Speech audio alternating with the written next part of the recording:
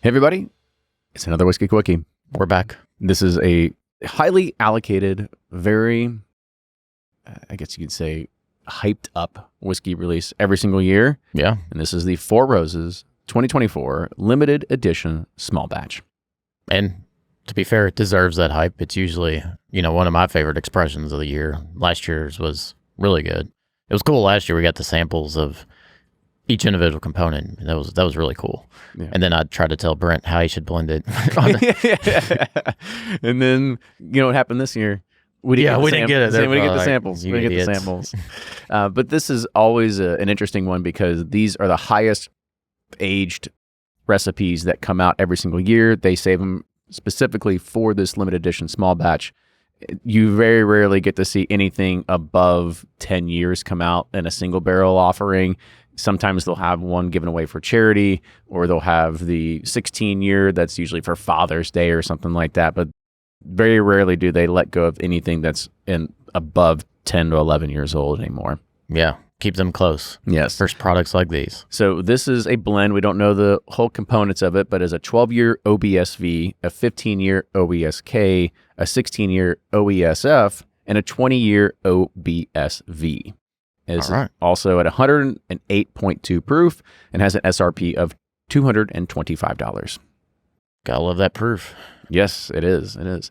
And I believe we were talking to King Four Roses earlier, Brian Bikey. I think he said this is the first year that OESF has ever been in the limited edition small batch. He would know, but he was trying to put notes together. So don't quote me on that. That could be wrong.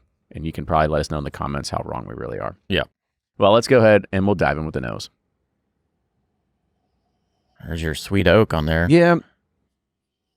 It's funny. There's like vanilla custard. Some nice like purple plums, raisins.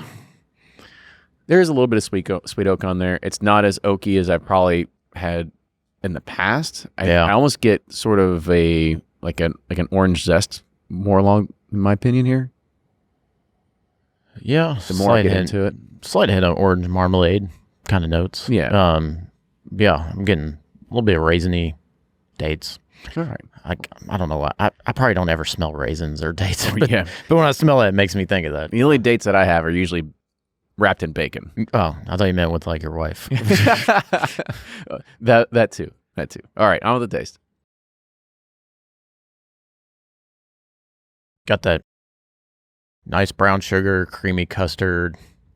Some of those, dried figs, dates, those charcuterie board kind of flavor profiles going. Mm-hmm. A little bit of sweet oak tannins on the back, but it's very muted. I mean, it's crushable. It's very like approachable, light, sweet and fruity. But it doesn't have like that wow or something.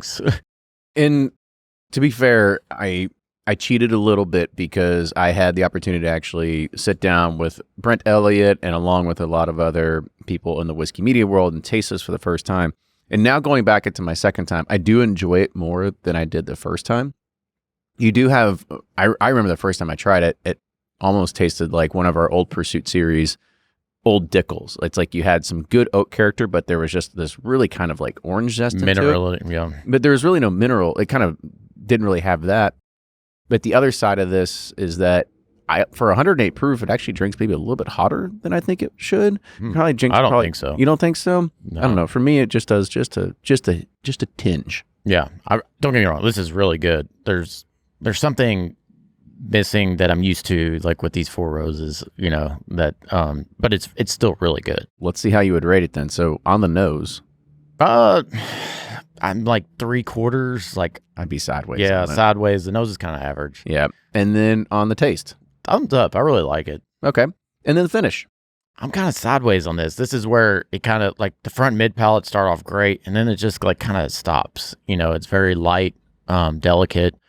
I'm just looking for that big, rich sweetness and oaky tannin, with something this old. And then it's really missing some of that fruit or floral explosion. It's missing that rye, that high rye, you're used to with Four Roses. But, I mean, it's really well balanced, like somebody's just getting into bourbon, they get this, they're going to be freaking ecstatic. Yeah, they will be. Because this will be the best thing they've ever had. But like if you've had a ton of bourbons and, you know, it doesn't fall short. It's pretty good, but not like exceptional where we're used to. The bar has been set. The bar has been set. You can't do it every year. No. But this is our review of Four Roses 2024's limited edition small batch. With that, cheers. See you next time. Toodles.